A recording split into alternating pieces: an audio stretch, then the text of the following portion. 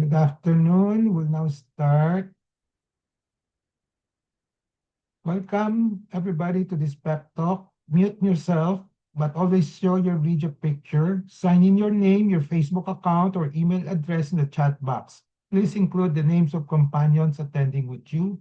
Use the chat box to ask questions and make comments while the pep talk is on. There'll be group pictures at the start and end of the pep talk, so please show your faces in the video. Reminder after the pep talk is to take the online learning cum evaluation test exercise for mastery of learning and have a perfect score to get a certificate like the one shown here. I have placed the link in the chat box.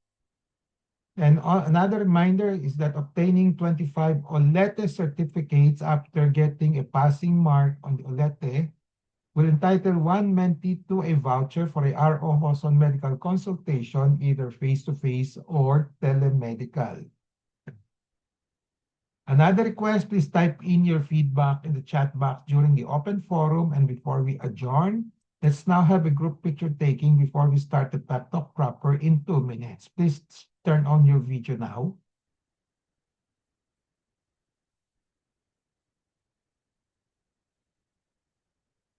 Video, okay. Sagot. Okay, Leto, ready, get set.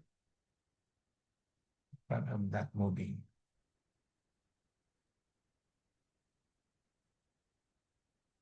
One, two, three.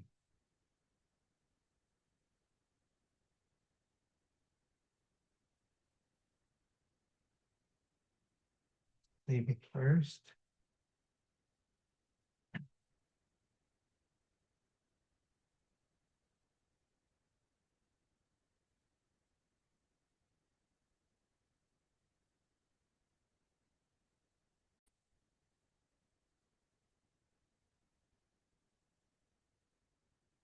I have a patient empowerment program in which I'd like to empower the lay people or patients to take control in the management of their health. I started the pep talk on May 15, 2021 during the COVID-19 pandemic. There are 3 courses in the pep talk. I completed the core course on October 9, 2021. And then from October 2023, 2021 onwards, I've been tackling health disorder, like those sample of courses shown here, and also health issue courses. May 17, 2025 marks the start of year number 5 for the RO Hoson Pep Talk. How long the Pep Talk will last will depend on the enthusiasm, discipline, and perseverance of everybody. My Pep Talk today is entitled, Why Lay People Are Hesitant to Use Tap Water in Wound Cleaning. The empowerment objective is for the lay people to have an essential understanding on the use of tap water in wound cleaning as part of their health management. Contents will be the following. Why do all surface wounds have to be cleansed? As an introduction to the lecture. What is the usual first aid advice on the surface wound cleaning by the World Health Organization and the Department of Health? And what are the common cleansing agents being used by Filipinos in surface wound cleansing? And why are lay people hesitant to use tap water in surface wound cleaning, even if it is advised that it is effective, safe, and economical to use? And what are RO Hoson's recommendations on the use of tap water in surface wound cleansing or cleaning? Disclaimer, the RO Hoson Pep Talk contains my thoughts, perceptions, opinions, and recommendations culled from the experiences of myself as well as from the writings of other health professionals. Let's start with the first introductory topic. Why do all surface wounds have to be cleansed? Bakit kailangan linisin lahat ng sugat? No? All body surface wounds have to be cleansed at least once a day. At least once. Can be twice a day, 3 times a day, depending on the situation. Okay. To remove the dirt, debris, bacteria, and dead tissues, and to prevent infection, as well as to promote, eventually to promote healing. So number one is to remove all the mga dumi-dumi, saka dead tissues kung talagang meron ng mga talagang warat ngayong mga balat, no? And then, this is to avoid infection and eventually to promote wound healing. So at least once a day, if the wound is dry and without continuous discharges and dead tissues. Kung may dead tissues, kailangan mas madalas, no? So more than once daily, if the wound has continuous discharges, palaging may sabaw, may lumalabas ng katas, no? So it should be more than once a day. Or kung meron mga dead tissues, let's say maitim, no, necrotic na itsurang patay na yung mga balat, no, then more than once would be advised. And what is the first aid advice on surface wound cleaning by the WHO or World Health Organization and the Department of Health? So both emphasize the importance of proper wound cleaning as the first aid to prevent infection and to promote healing.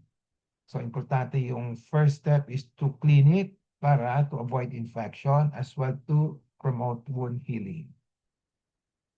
The usual first aid advice of WHO: wash your hands before touching the wound.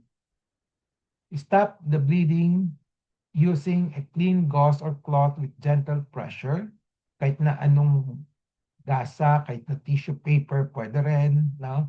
Okay, basta malinis, no? And then, i-press lang yung mga areas na dumudugo, no? Then after that, rinse the wound with clean water, preferably potable running water.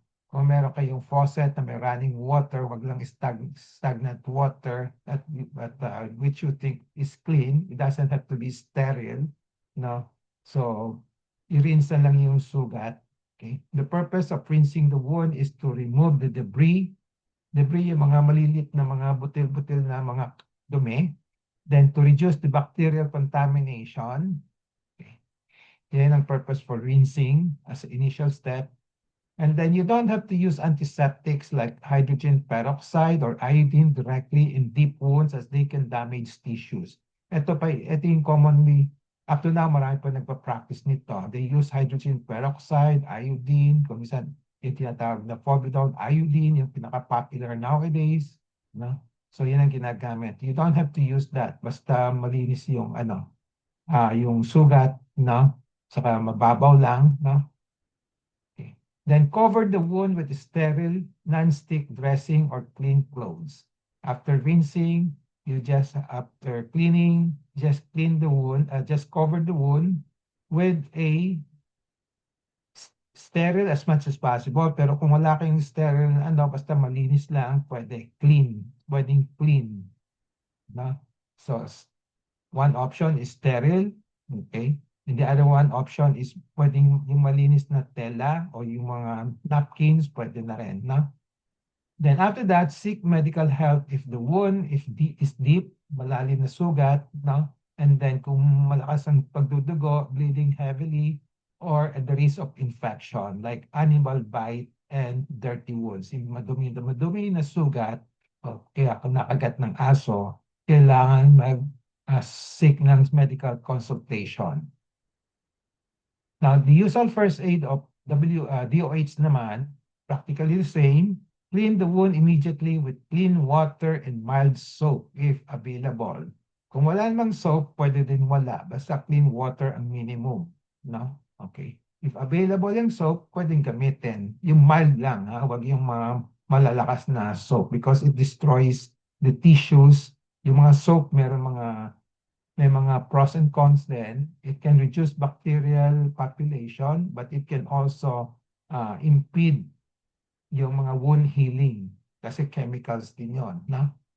Then after that, use normal saline or clean tap water if accessible. In the cleaning of wound, kung may clean tap water, pwedeng gamitin. If you have normal saline, gamitin. Pero mas mahirap hanapin itong normal saline. No? Then avoid applying powder, alcohol, mahapdi yung alcohol, unproven herbal remedies, and especially to open wounds. This is still a common practice, no? Yung mga tapal-tapal, mga balat, yung mga dahon ng mga, mga, mga dahon ng bayabas, whatever. Okay. Then cover the wound with sterile gauze or clean cloth again, or it doesn't have to be sterile all the way, all the time. Kung walang sterile gauze, pwedeng clean na gasa or damit, o kaya napkin. Yung mga sanitary napkin pwedeng gamitin. Then watch for signs of infection. Signs of infection will be pamumula, naka-common. Yung pus, siguradong may nana. Siguradong may infection niya kasi may nana. Swelling na usually pag may sugat, may swelling ng konti. Pero it doesn't mean always na it's infection. Yung pain, ganun din. No? So ang pinaka-reliable signs of infection will be redness and pus. Okay. Update tetanus immunization if needed. Kung kailangan magpa-tetanus injection. Then seek medical care, health care, if the wound is large, malaki or deep, the mga foreign bodies na andun, hindi i-flash out. And then there is uncontrolled bleeding and sign of infections is appearing already. Okay. And what are the common cleansing agents being used by Filipinos in surface wound cleansing? Clean tap water is one. Normal saline, you have heard of that. No? Yung mga salt solution.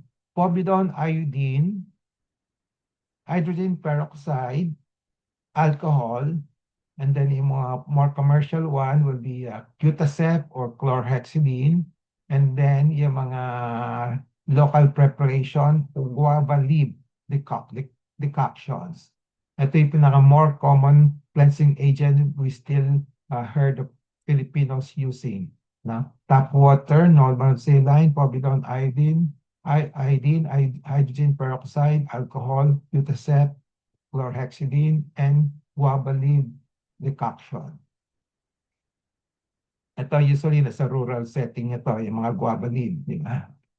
So the setting here will be it can be used, clean tap water can be used in the home as well as in the clinic. Pwedeng gamitin, no? And then normal saline, pwedeng gamitin din sa home as well as clinic. Povidone iodine, readily available ito, pero binibili ito, no? Ganon din sa normal saline, usually binibili, but you can make a concoction, no? Ng isang teaspoon ng salt, table salt plus 1 liter of water. No? Then pakuluin lang ninyo, magiging normal saline solution na yon. Hydrogen peroxide, pwedeng gamitin sa bahay, pero binibili din yan. Alcohol, binibili rin yan. Cutacep, usually nasa clinic, but if you have supply of Cutacep, you can use it at home. Pero mahal ito. Then guava leaf, usually sa rural areas. No? Now, in terms of safety, okay, it is safe, yung clean tap water is safe if it's potable. Yan pinaka-importanting determining factor. Kung maiinom ninyo yung tubig, no, kahit na siya hindi sterile, safe na rin yon, no? No. Okay. So everything here is safe, no? And then yung alcohol, avoid on open wound kasi mahapdi at yung sinisira rin yung sinusunog din yung mga normal tissues, no? Then guava leaf, usually pwede din gamitin, pero usually hindi na ginagamit ito sa mga, especially in the city, no? Commonness, yung guava leaf, hindi na masyadong ginagamit, pero pwedeng gamitin pa rin kung ano. Kaya lang, it needs some time to boil the leaves, no? Okay. So, ito kasi, yung Cutacep chlorhexidine medyo may kamahalan, kaya hindi na siya masyadong nagagamit. Okay. Now, why are lay people hesitant to use tap water in surface wound cleaning, even if it is advised that it is effective, safe, and economical to use by WHO and also by the DOH? The lay people are often hesitant to use the tap water for wound cleaning, primarily due to concerns about water quality, okay, and risk of infection. Kaya tayo may mga bottled water, wala tayong tiwala sa mga tubig sa gripo, di ba? Okay. Kung meron lang tayong tiwala, di wala na tayo yung mga bottled water, no? Okay. I think that's the starting point of this concern. Concern about the water quality and the risk of infection. Now, this hesitation is especially pronounced in developing countries like the Philippines, where tap water may be contaminated with pathogenic bacteria, making it unsafe for wound irrigation and potentially worsening wound infection and healing. Okay? Especially sa Philippines, wala tayong masyadong tiwala sa mga tap water coming from the tube, from the mga tubo, yung mga galing sa Maynila, Nawasa, yung mga public utilities. Another reasons for hesitation include uncertainty about the safety of tap water. Many people are unsure that their tap water is clean and enough for wound care, fearing contamination and infection. Di tayo sigurado, no? Then preference for sterile solutions. So na-brainwash na tayo, mindset, we always want to prefer sterile solutions. Medical guidelines often recommend sterile solutions for wounds, especially when bone and tendons is exposed, leading to the perception that tap water is inferior or unsafe. So sa mga medical guidelines, sa mga libro, they usually would prefer yung mga sterile solutions, na? Okay. Yeah, pag nagre-recommend sila ng sterile solutions, it gives the impression to the lay people yung tap water is not as safe as the sterile solutions. Pero sinasabi ng WHO, sinasabi ng DOH, pwede. Huh? Then lack of clear consensus. Scientific evidence is mixed with low certainty regarding the superiority of tap water versus saline or antiseptics, contributing public confusion and caution. So maraming may magulo ko minsan sasabing isang group of scientists na okay lang yung tap water, yung iba na sasabihin mas maganda yung normal saline, mas maganda yung sterile, yung mga antiseptic solutions, etc.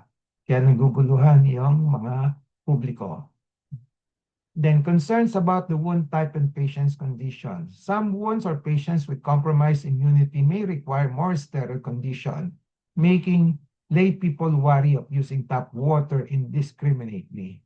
Kung sinasabi, ay mahina ang resistensya ng katawan at matanda na itong pasyente, dapat maging sterile. No?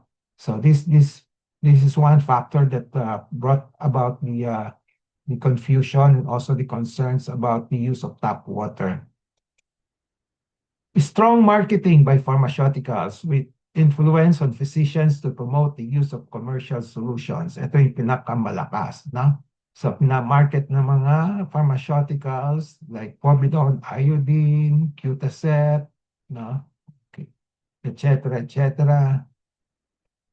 And then the other is yung mga ritualistic and maximalist physicians. When you say ritualistic, yung masyadong hindi nag-iisip na doktor, they don't analyze things, they just kung they're used to something they have done before, gagayahin na lang, hindi na sila nag-iisip kung talaga bang pwede o hindi. Then maximalist, they would like to use yung mga pinaka-sterile, pinaka-mahal, no? Ganon. Then another is the physicians following wishes of patients without attempts to explain the effectiveness, safety, and cost of tap water. Yung mga kadamihan ng lay people are influenced by the pharmaceuticals, by the literature, they usually want the more complicated solutions like normal saline, they want yung mga povidone iodine, even hydrogen peroxide, etc. So usually they're used to it. Yung mga doktor naman, pinapabayaan na lang, they don't educate the public anymore. Kasi it will consume their time trying to explain to the patient. No? Okay. So now what are R.O. Hawson's recommendations on use of tap water in surface wound cleansing? So these are my recommendations. Tap water is effective and safe in cleaning all kinds of surface wounds as long as the tap water is clean. So that's number one statement. Now, it is effective in avoiding contamination, avoiding infection, and also promoting healing. And it is safe as long as it is clean. Now, if one is not certain or anxious about the cleanliness of the tap water, which I cannot really dispute it, marami tayong duda sa mga tap water sa mga public utility, then one can use ito yung mga options, iboboil mo na yung water, then ipapalamigin, you can use that, it's practically sterile, no? Then bottled distilled water for drinking, or drinking water from a dispenser. I suppose relatively safe na yun kasi bottled water yon, no? So, another alternative is the use of normal saline. Yung normal saline, as I said, okay, yung just like using guava leaf concoction, iboboil lang yung guava leaf. Ito naman, gagawin yung asin, one teaspoon of asin, lalagay sa 1 liter of water, and then iboboil, then magiging normal saline na siya. No? So, but this cold boiled water, boiled distilled water, and the use of normal saline, they all entail some processes and also expenses. No? Okay. Unlike tap water, which is readily available. No? Ang readily available is sa ngayon, in the city, especially the city, yung mga bottled water, readily available yon. Another recommendation, one does not have to buy povidone iodine, which is very, very popular because of the promotion by the pharmaceuticals, no? And chlorhexidine, again, also by promotion by the pharmaceuticals, as tap water, cold boiled water, bottled distilled water, say normal saline, suffice, means pwede na, suffice, in terms of effectivity in wound cleaning and preventing wound infection. The antiseptic and drawback ng mga antiseptic solution like povidone iodine, chlorhexidine, hindi lang binabanggit masyado ng mga pharmaceuticals, is that they can hinder wound healing and entail more expense. So, pag ginagamit, ay maganda yan for the infection, para hindi mag-infect, pero hindi pinapalabas na it can promote yung mga wound healing because chemicals yon sinisira yung mga cells, no? And then, of course, it entails more expense. Bibili kasi tayo, no? Mas mura talaga yung tap water kahit na may binabayaran tayo sa Nawasa, Maynila, etc. No? So, summary takeaway, I have discussed all of these things. Why do all surface wounds have to be cleansed? What is the usual first aid advice on surface wound cleaning by the WHO and Department of Health? What are the common cleansing agents being used by Filipinos in surface wound cleansing? And why are lay people hesitant to use tap water in surface wound cleaning, even if it is advised that it is effective, safe, and economical to use? And what are my recommendations on use of tap water in surface wound cleaning? Takeaway in relation to patient empowerment, be always in touch with reliable medical information and use of tap water in wound cleaning. Knowledge is power, it gives power. Use the 4 Ks of patient empowerment, kaalaman, kakayanan, karapatan, kapangyarihan to gain greater control over decisions and make better decisions on the use of tap water in wound cleaning as part of your health management. This ends my pep talk today. I hope I have empowered you to have an essential understanding on the use of tap water in wound cleaning as part of your health management. Reminder, before we go to the QA, reminder after the pep talk, let's please take the OLETE for Mastery of Learning and have a perfect score to get a certificate like this one. I have placed the link in the chat box. And then another reminder, obtaining 25 OLETE certificates after getting a perfect score in the OLETE will entitle one mentee to a voucher for a free RO Hoson medical consultation.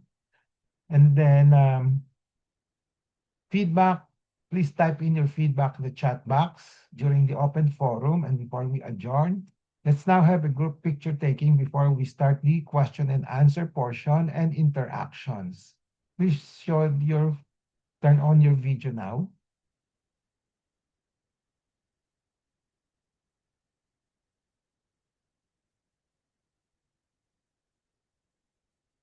Okay. Ready? Okay. Everybody joining? Oh, okay. One, two, three. Let me save it first.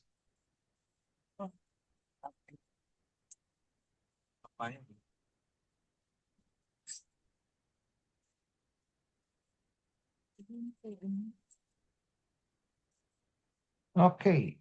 The floor is now open for questions, okay, comments, suggestions, sharing of experiences, etc., etc. Balang kami. Bababa kami. Baba lang. Oo. Pwede Christy? dito dun sa inyo. Mga Okay. Any questions? How many have povidone iodine at home?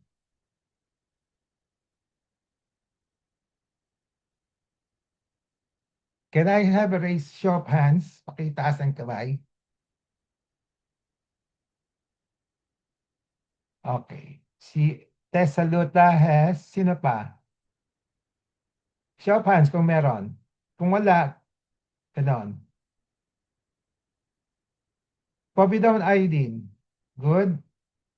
Okay. Si Jeng, wala. Sino pa iba?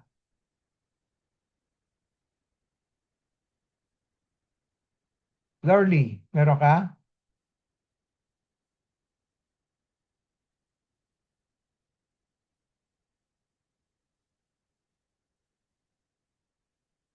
Mayan, Jose. Wala po, Dok. Betadine lang po. Ayun nga yun. Pareho na rin yun. Pareho po. Yung meron po. Kaya hindi ko ginagamit yung commercial name kasi parang pinopromote ko. Ayaw ko i-promote. No? Ah, Yung povidone iodine, betadine yun. Di ba? Malakas yun. opo. Very popular yun. Di ba? Opo. Ah, yun, no? Okay. parang So, meron din ako ng joke. Yung dati pa. okay. Dati. Okay. Okay. Sino pa? Baby, meron ka sa bahay? Meron po. Okay. Sino pa? Sino nagsabing wala? Si Tess, ikaw ba nagsabing wala? Tess Saluta? Meron po. Meron. Sino nagsabing wala? Si Jen kanina, ikaw nagsabing wala. Pero meron. Opo. Ngayon wala na. Meron Naubos pa na. naman po ito. Naubos na. Oh. Kasi Doc, di ba po, nung 2 years ago ba, nung nagpa-opera sa inyo yung asawa ko sa sa gallstone, Ah, nung nag-text ako sa inyo na kung ano yung pwedeng, tinuruan niyo ako kung paano linisin yung sugat. Tapos more on laging tap water lang talaga ang inaano ninyo. Pagkatapos nung gamutan natin na paglalagay ng betadine, sabi niyo, okay na yung tap water na lang ang panlinis. Tapos yung sabon na safeguard. O kung ano, okay lang talaga yung tap water okay. pag So, lilinisin. na-experience mo na yung sinabi ko, no? You can use tap Opo, water, opo. no? Okay. Opo. So, Lagi po ako nagtatanong sa inyo kung ano po yung gagawin namin. tama yun. Now, I just want to clarify. Kasi very popular yung povidone iodine, no? Okay, so I suppose lahat kung may nasugatan, yung unang impulse, lalagyan ng povidone iodine, no? Okay. Dati-dati hydrogen peroxide, no? Meron pang konting gumagamit pero usually hindi na, no? Okay. usually povidone iodine ang ginagamit, no? Yung alcohol naman, kung minsan ginagamit din ng mga pasyente, mga lay people, pero ang suggestion ko, wag lagyan sa mga may sugat, masakit yon, no? Mahapdi yon, no? Wag yung gagamitin, no? Okay. Saka nagkakos ng mga irritation ng mga cells, no? Okay. So yung ibang mas mahal, yung mga usually kung galing ka sa hospital, yung mga doktor na maximalist, no, usually may Cutacept sila. Cutacept, mahal din yon, no? So pag niristahan kayo ng Cutacept, sabihin niyo, doktor, pwede bang ano na lang yung mas mura-mura, no? Kaya sabihin mo, kung tap water na lang, pwede, na? Okay. So even among doctors, they don't, maraming doctors who are maximalists, who are influenced by the pharmaceuticals, no? Who are ritualistics, they order yung mga commercialized antiseptic solutions for you, no? Okay. So with this pep talk, if you learn something from this pep talk, no? So you learn that pwedeng tap water lang, pwede na, no? Okay, you don't have to, okay. Kaya lahat ng mga pasyente ko after the operation, usually sinasabi ko, tap water lang, panglinis sa sugat, no? Even right after the operation, no? Okay. Pero sa hospital, usually, ang panlinis, usually, kung sa hospital, usually ginagamit ng normal saline, no? Okay. So I don't usually use yung mga povidone iodine anymore, Cutacept, etc. Na? Okay. Pero kung may nagtanong sa akin kung pwede yung mga boiled guava leaves, okay. Kasi may mga sabi ko pwede mas mahirapan kayo, magbo-boil pa kayo, di ba? Papakulo pa kayo, di ba? So, wag Sa na province lang. po kasi, Dok, ganun po talaga yung usual na ginagawa nila. Na? So compared to tap water, pareho lang epekto, no? Okay. So you don't have actually to store povidone iodine at home, no? Okay. Ako wala akong povidone iodine at home. Ako because I rely on tap water. Tap water lang ako, no? Okay. Okay. Kung concerned tayo sa purity, yung cleanliness of tap water, no? Then you can use bottled water. Yun ang pinaka-readily available, di ba? Readily available yung mga bottled distilled water naman, di ba? Okay. Magkano yung bottled distilled water? Yung maliit. Alam ba niya kung magkano? 8 Depende pesos? po kasi, Dok, sa brand ng bottled water. Oo. Yung Wilkins po, parang may 25 8. pesos. Yung 20. Absolute, ganun din po, medyo mahal-mahal po siya. Kahit may maliit lang, let's say, isang, Parang 350 ganun ml, po, Doc. 15. 350 ml. 10 pesos yan. 10 Sa grocery. pesos. 11 yung summit sa grocery. Ilang ml yon? 350, Doc. Yung 500 ml, 11 pesos po. Okay. Yan lang. Yung pinakamaliit, 500 ml o Opo. 300. 350 yung pinakamaliit, Doc. 350. Yung 350. ml. Okay, Aha. 500, 11 pesos. Ganon. Aha. Yan na lang. Yung, Ganon. aha.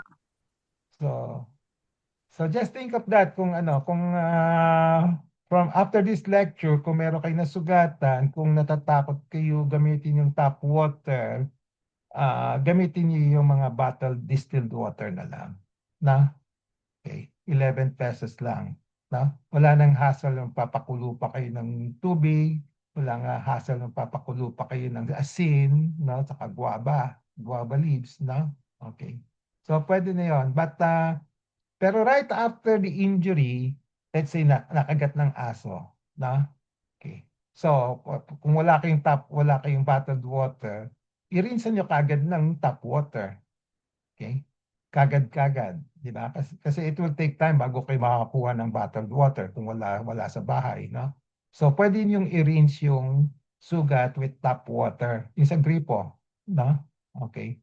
So just pag gripo, usually hindi naman siya poisonous water eh, no? It may not be sterile, pero pwede na, no? Okay. Huwag kayo matakot na hindi siya sterile, ha? Kasi parang kami, pag nag-opera kami, panglinis ng kamay, panghugas ng kamay, we use the faucet, no? Panghugas ng kamay, we don't use sterile water, no? So the only time nagiging sterile yung kamay namin is pag sumusot na kami ng gloves, na? Okay. So pag nag-scrub kami, di ba, bago mag-opera, maglilinis ng kamay, no? Tap water lang, no? Then after that, patuyuin, minsan may sabon, no? Okay. And then after that, we wear sterile gloves for the operation, no? Pero kung at home, kung nasugatan kayo, let's say nagasgas, nahiwa, no? Linisin nyo kagad, i-rinse nyo kagad ng tap water, no? Okay, kaysa maghintay pa kayo matagal, no? ng bottled water, okay, other commercial solutions, no? Okay, safe yon, no? Okay. And then you don't really have to store. Kasi pag nag-store kayong povidone iodine, after a while, mag-expire din yun. Pag di nyo nagagamit, sayang din. No? Okay. Okay. So yung alcohol naman, basta tandaan yung alcohol, masakit na masakit yun. No? Okay. Pag, especially kung may sugat, huwag niyong gamitin. No? Gamitin yung alcohol panglinis ng kamay bago kayo mag-touch ng ibang bagay. No? Pwede yon, no? O kung wala kayong alcohol, sabon sa tubig lang, pwede na. No? Hydrogen peroxide, mayroong hydrogen peroxide pa ba sa inyo sa bahay? Sino pa nagtatago ng hydrogen peroxide? Wala na? Wala na do po. Wala na, Doc. Dati-dati, usong-uso yan eh. Di ba? 20 Opo, years Doc. ago. Mhm. 20 years ago, usong-uso yon, no? Opo. Okay, so wag na kayo mag-hydrogen peroxide, no? Okay. Mm. Okay. So any questions? I think may nagtanong sa chat box.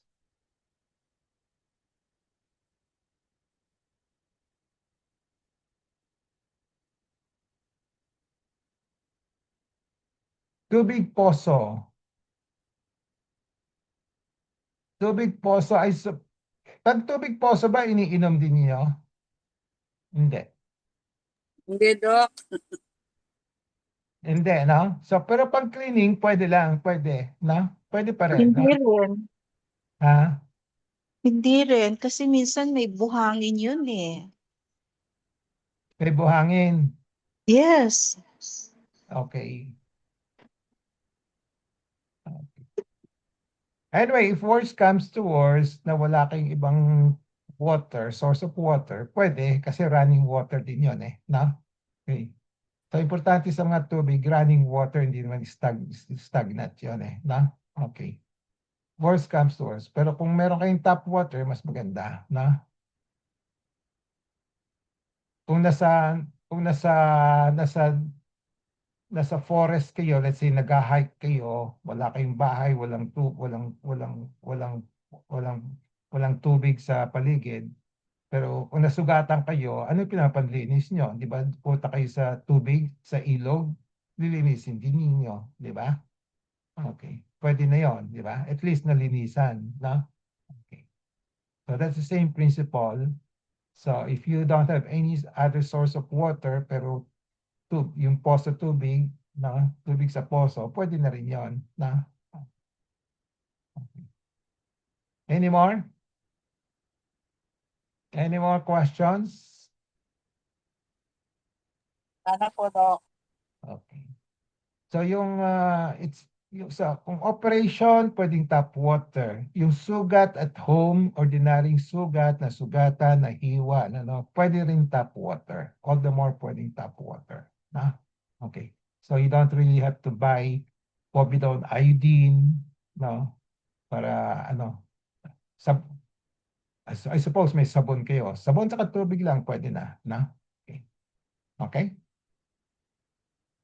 Sino si Patricia? May I know kung sino Patricia? Patricia, sino kayo? Patingin mukha mo. Are you newcomer? Eh, sino si Patricia? Espino?